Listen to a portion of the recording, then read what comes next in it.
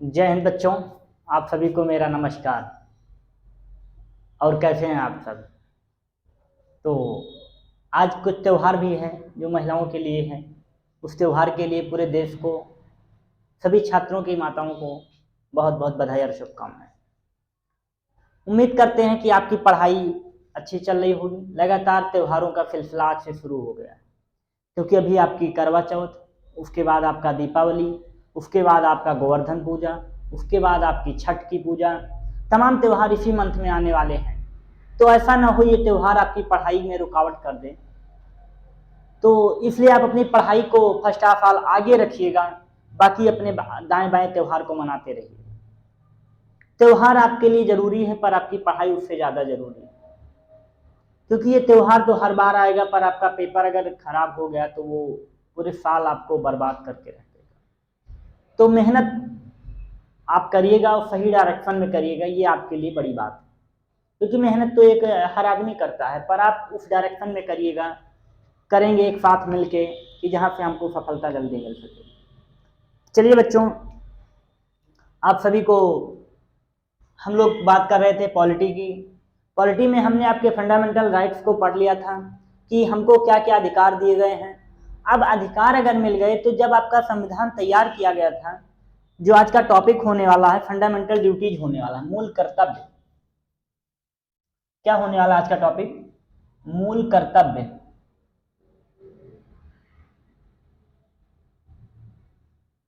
कैसे लिखते हैं हिंदी में भाई? मूल कर्तव्य लिखते हैं, क्यों ऐसे लिखते क्या? बिल्कुल, मूल कर्तव्य, फंडामेंटल ड्यूटीज। फंडामेंटल ड्यूटीज जब आपका संविधान बनाया गया था तब इसकी कोई चर्चा नहीं की गई थी। जब आपका संविधान बनाया गया था तब इस बात की कोई चर्चा नहीं की गई थी कि संविधान में हमारे मूल कर्तव्य को इंक्लूड किया जाए, सम्मिलित किया जाए। लेकिन जब बाद में संविधान का पुनरीक्षण किया गया, बाद में इसको रीड किया गया, कोई तब लोगों को लगा कि हाँ कुछ ऐसा होना चाहिए। ये कहाँ से लिया गया? सोवियत संघ रूस से। रूस लिख लीजिएगा बगल में। कोई आर्टिकल नहीं है, कोई संविधान नहीं था इसका। ये पार्ट 4 के ए में ऐड किया गया था, और आर्टिकल इसका रखा गया 51 का ए। इतनी बात भी आप ध्यान रखिएगा। पार्ट 4 का ए 51 ए। जब संविधान बनाया गया था तब मूल कर्तव्य की कोई बात नहीं की गई थी। बात तब की गई जब हमारा बाद में संविधान को पुनरीक्षण किया गया। ठीक, तो इसी को हम लोग पढ़ते हैं कि लोगों का क्या कर्तव्य है। ये कर्तव्य किसी एक व्यक्ति का नहीं है, ये हर व्यक्ति का कर्तव्य है। भारत के हर नागरिक का कर्तव्य है कि इसको वो पालन करे। कोई आपको बताने नहीं आता कि आप इस काम को करिए। क्या आपको कोई कहने आता है कि तिरंगे का सम्मान करिए? बिल्कुल नहीं। क्या कोई आपको कहने आता है कि जब राष्ट्रगान हो तब आप सावधान मुद्रा में हो जाइए? कोई आपको कहने आता है कि अपने बच्चों को शिक्षा दीजिए? कोई कहने आता है कि सरकारी संपत्ति का संभाल के रखिए? बिल्कुल नहीं। तो ये खुद की भावना से जागृत होता है। ये शब्द इतनी बड़ी ताकत रखता है संविधान की, आपको खुद ही वो भावना के लिए जागृत कर देता है। तो उसी में हम आज कुछ बात करेंगे आपको। तो ये क्यों इंक्लूड किया गया? तो एक इसके लिए संविधान की एक बैठक हुई थी जिसका नाम रखा गया 42वां संविधान संशोधन 1976।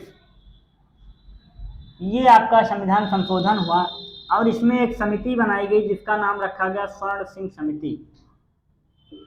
स्वर्ण सिंह समिति। इसके द्वारा आपके 10 मूल कर्तव्य जोड़े गए थे। उसके बाद 86वां संविधान संशोधन 2002 हुआ। इसके द्वारा आपका 11वां मूल कर्तव्य जोड़ा गया था। तो इतनी मेन की पॉइंट है, इनको आप याद कर लीजिए, समझ लीजिए कि क्या हुआ था। जब संविधान में स्वर्ण सिंह समिति आई तो 10 मूल कर्तव्य आपके जोड़े गए। उसके बाद एक और जोड़ा गया 86वां संविधान संशोधन 2002 के द्वारा। इस संविधान संशोधन में आपके कुछ मांग की गई एजुकेशन को लेकर के। तो नोट कर लीजिए इतना, फिर हम लोग बात करते हैं एक एक कि क्या क्या हमारे पास मूल कर्तव्य है। हमारे पास क्या क्या मूल कर्तव्य हैं, चलिए बात करते हैं। फर्स्ट ऑफ ऑल इतना ही रेज कर सकते हैं। बिल्कुल, भारत के नागरिकों के लिए 11 मूल कर्तव्य बताए गए। कितने? नागरिकों के 11 मौलिक कर्तव्य या मूल कर्तव्य में आप कंफ्यूज मत होइएगा। इसको भी रेज कर देंगे, हाँ कर दीजिए। कितने मूल कर्तव्य बताए गए आपके? 11 मूल कर्तव्य बताए गए, हर व्यक्ति के लिए बताया गया, हर नागरिक के लिए बताया गया कि संविधान का पालन करें। पहला कर्तव्य हम सबका ये है कि संविधान का पालन करें, राष्ट्रगान और राष्ट्रध्वज का आदर करें। कितनी बड़ी बात बोल दी गई। क्या बोला गया? संविधान का पालन करें, संविधान का पालन करें,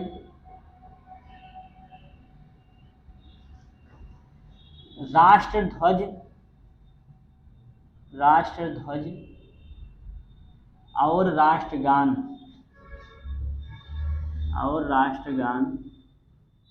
का आदर करें।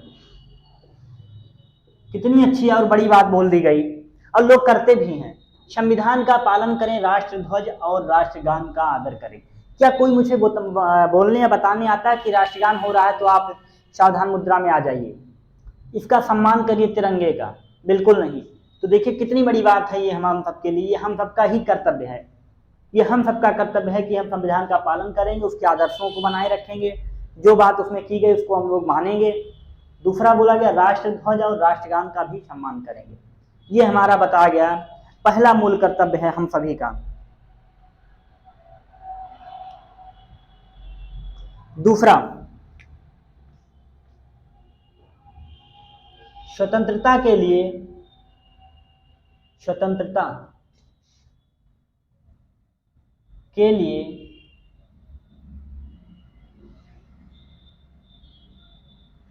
प्रेरित करने वाले, स्वतंत्रता के लिए प्रेरित करने वाले आदर्शों को,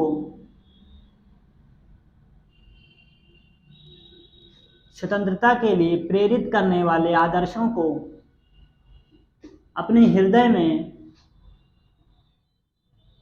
हृदय, दूसरा वर्ड लिख दें जो लोग आज ट्रेंडिंग में है, दिल में संजोए रखें।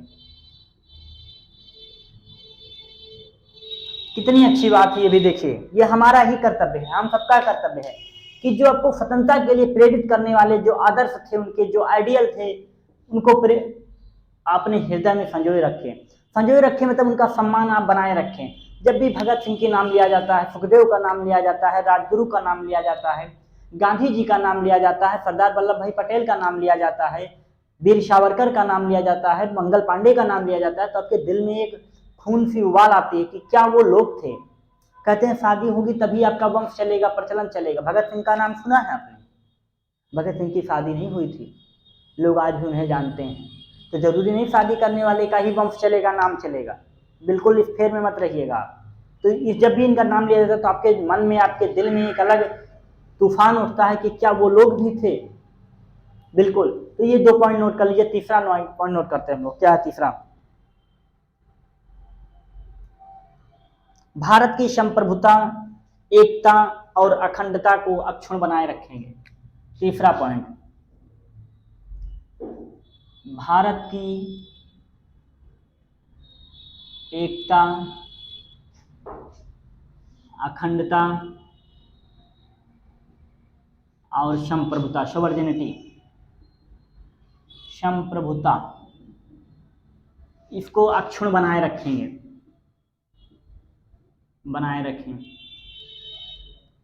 कि भारत, क्योंकि भारत जो है अनेकता में एकता, इसकी एक अलग पहचान है। भारत की अनेकता में एकता, इतने बड़े बायोडाइवर्सिटी वाले देश में, जैव विविधता वाले देश को एक बांधे रखने का काम वो हमारी एकता है। इससे हमारी एक अलग पहचान बनती है कि हिंदू हो, मुस्लिम हो, सिख हो, ईसाई हो, फर्क नहीं पड़ता, हम सब क्या हैं? भारतीय हैं। बस इस बात को हम लोग करते हैं कि हम सब क्या हैं? एक भारतीय हैं। ये हमारे 3 कर्तव्य बताए गए। चौथा कर्तव्य क्या हम लोग का? देश की रक्षा करें और आहन किए जाने पर राष्ट्र सेवा करें। अच्छी बात है। 4 नंबर पॉइंट, देश की सेवा करें, देश की सेवा करें और बुलाए जाने पर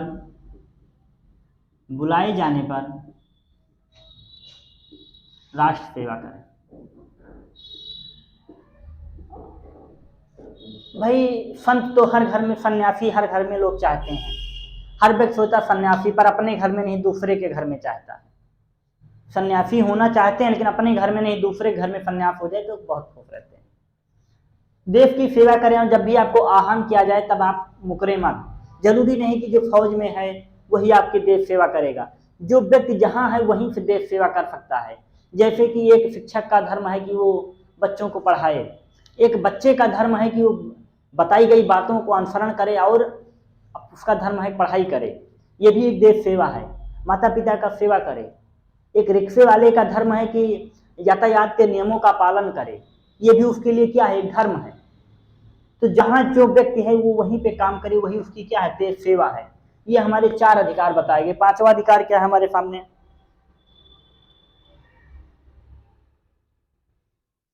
देश के सभी लोगों के भाई बंधुत्व की भावना। देश के सभी लोगों के प्रति, देश के सभी लोगों के प्रति, सभी लोगों के प्रति समरसता, एक वर्ड आप लिख लीजिएगा, समरसता और भ्रातृत्व और बंधुत्व लिख लीजिएगा, और बंधुत्व की भावना। ये नहीं है हमारे घर के हैं, ये उनके घर के हैं, ये चाचा के लड़के हैं, ये दादा के लड़के हैं, ये सब नहीं। देश के सभी लोगों के लिए के प्रति समरसता और बंधुत्व का भावना होनी चाहिए आपके अंदर। जरूरी नहीं अपने घर का, हर आदमी भारत देश का, इस बात को ध्यान रखना है। बंधुत्व का मतलब भाईचारे की बात कीजिए। 6वां बताया गया है हमारी सामाजिक सांस्कृतिक एवं हमारी सामाजिक संस्कृति की गौरवशाली परंपरा का महत्व समझें और उसका परीक्षण करें। हमारी जो गौरवशाली संस्कृति है, हमारी जो सामाजिक संस्कृति है कि गौरवशाली महत्व को समझें। 6वां पॉइंट बताया गया आपको, सामाजिक संस्कृति के बारे में बताया गया। क्या, सामाजिक संस्कृति के महत्व को समझें।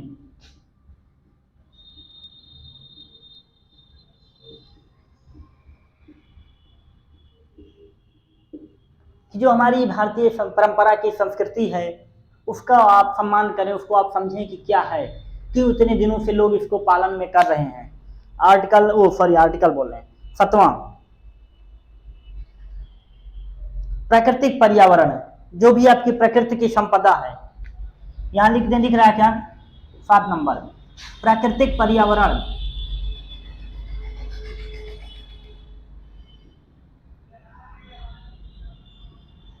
प्राकृतिक पर्यावरण में जैसे वन्य जीव हो गए, वन्य जीव, नदी, झील, इन सबका क्या करें आप, संरक्षण करें। संरक्षण मतलब रक्षा करें। लोग नदियों में कूड़ा फेंकते हैं, गंदा करते हैं, तो ये हर व्यक्ति, छोटे लोग तो करते ही हैं, कंपनी वाले, इंडस्ट्री वाले कूड़ा कहाँ मिलाते हैं, नदी में ले जाके मिलाते हैं।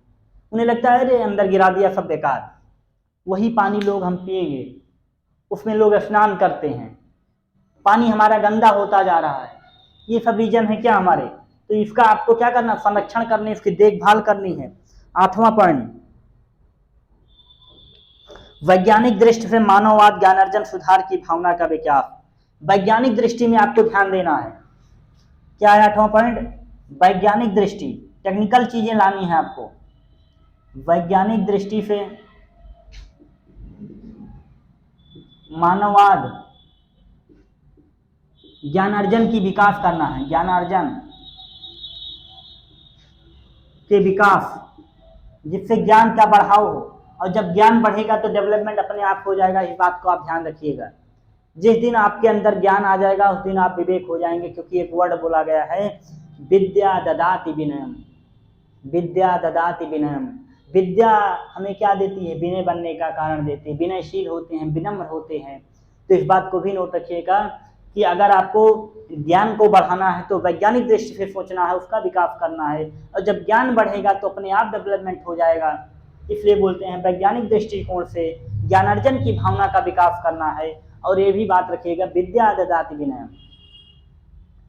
एक चीज और, एक कोटेशन बोला जाता है कि बिन सत्संग विवेक न होई, बिन सत्संग विवेक न होई। इसका वर्ड आप लोग बताइएगा मुझे क्या होता है। 9वां पॉइंट क्या है आपके लिए? सार्वजनिक संपत्ति को सुरक्षित रखेंगे और उसको हिंसा से दूर रहेंगे। कितनी अच्छी बात की गई, सार्वजनिक संपत्ति। क्या यहां दिख रहा है? एक सेकेंड बच्चों, नहीं दिख रहा है, मुझे ऊपर लिखना पड़ेगा, इतना आप नोट कर लीजिए, इतना नोट कर लीजिए। इरेज कर दें क्या? चलिए स्क्रीनशॉट फोटो तो ले लीजिएगा, क्योंकि अच्छे अच्छे वर्ड हमने लिखे आपके सामने। क्या बताया गया? 8 पॉइंट आपके सामने हो गए। 9वां पॉइंट आपके सामने आया है, बहुत अच्छा पॉइंट है। लोग इसको मानते नहीं हैं कि ये क्या हमारा थोड़ी है, सरकार का है। नोचो, तोड़ो, फेड़ो, फाड़ो, ये हमारा नहीं सरकार का है, तोड़ो इसको, गाड़ियां जला दो, बस जला दो। 9 नंबर कर्तव्य हमारे लिए बताया गया है कि सार्वजनिक संपत्ति, सार्वजनिक संपत्ति, सार्वजनिक संपत्ति को सुरक्षित रखेंगे। अपनी संपत्ति की सुरक्षा लिख लीजिए आप, की सुरक्षा और हिंसा से दूर रहेंगे, और हिंसा से दूर रहेंगे। सार्वजनिक संपत्ति का मतलब जो आपके गांव में सरकार द्वारा लगाई गई योजना के द्वारा, जैसे नल हो गया, सरकारी स्कूल हो गया, सरकारी स्कूलों में बल्ब, गेट, ये सब लोग चुरा लाते हैं, तोड़ फोड़ देते हैं, दीवारें तोड़ देते हैं, ईंट चुरा लाते हैं। सरकारी अस्पताल का ध्यान रखिए। कोई सरकारी वाहन अगर आपके यहाँ, जैसे सरकारी बस हो गया, लोग सरकारी बस पे बैठते हैं, सीट फाड़ देते हैं। कौन अपनी गाड़ी है, दूसरे का। भाई उस सीट को बनने में कितना टाइम लगा है, कितने हमारे जो मजदूर श्रमिक भाई लोग थे वो उसको बनाने में टाइम लगा दिए, कितना सरकार का पैसा गया है, और आप उसको थोड़े समय फाड़ दिए, हमारा थोड़ी है ये। तो इस भावना से आपको निकलना कि हमारा नहीं, हम सबका है ये, ठीक है। इस बात को लेके चलना है कि सरकारी संपत्ति और हिंसा, लड़ाई झगड़े से दूर रहेंगे। ये हम सबके क्या है, कर्तव्य है, हमें मानना चाहिए।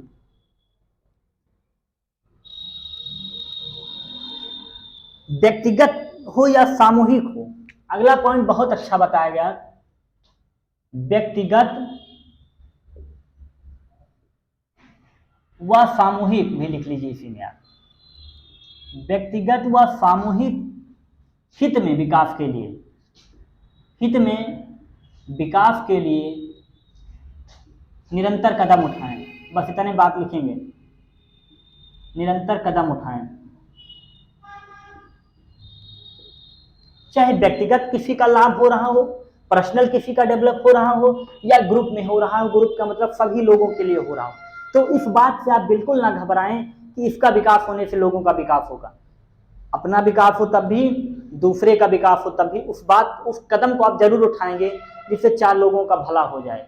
तभी आप अपने आप को एक काबिल इंसान समझिएगा, या हम अपने आप को काबिल समझेंगे। जब हमारा ही लाभ होगा तब कोई बड़ी बात नहीं है, जब अपना लाभ हो तब काम नहीं है। जब दूसरे से उससे कल्याण होने लगे, कल्याण की भावना आ जाए, तो उसे बोलते हैं हम क्या, व्यक्तिगत या सामूहिक। ये भी हमारा एक कर्तव्य बताया गया है सभी के लिए। अगला कर्तव्य देखिएगा, इससे हमारी ही नहीं, राष्ट्र भी ऊंचे कदम पे जाएगा और उपलब्धियां मिलेंगी। इस काम से आपको राष्ट्र हित में बात होगी, आपका देश ऊपर जाएगा। आपकी इकोनॉमी भी तभी बढ़ेगी जब देश की इकोनॉमी बढ़ेगी, तो इससे देश की भावना जागृत होती है आपके मन में। ये हमारे 10 कर्तव्य रहे। 11वां कर्तव्य बोला गया, अच्छा बोला गया था 11वां पॉइंट भी बच्चों के लिए और शिक्षा के लिए जरूरी है ये।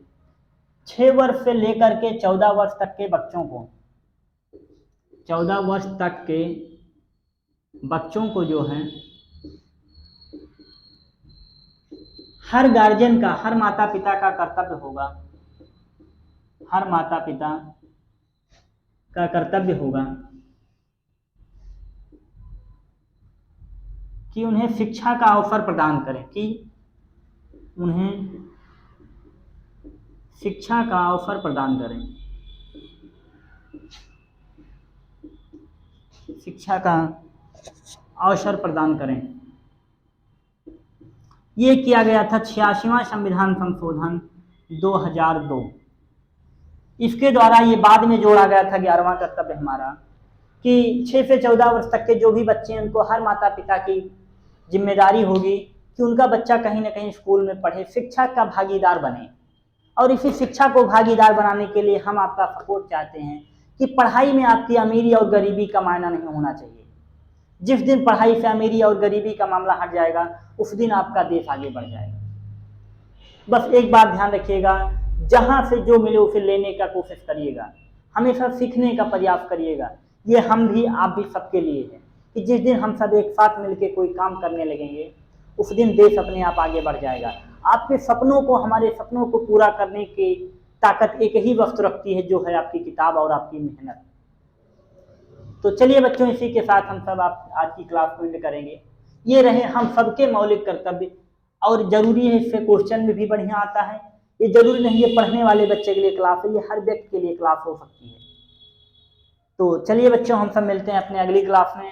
आप सबका सपोर्ट अच्छा मिल रहा है, इसीलिए क्लास डेली लगातार आ रही है। अब की बात लेट नहीं हो रहा है, डेली क्लास दे रहे हैं आपको हम, चाहे तबीयत खराब हो या ना हो, लेकिन क्लास आपके लिए आ रही है। चलिए बच्चों, मिलते हैं अपने अगली क्लास में। जय हिंद, जय भारत।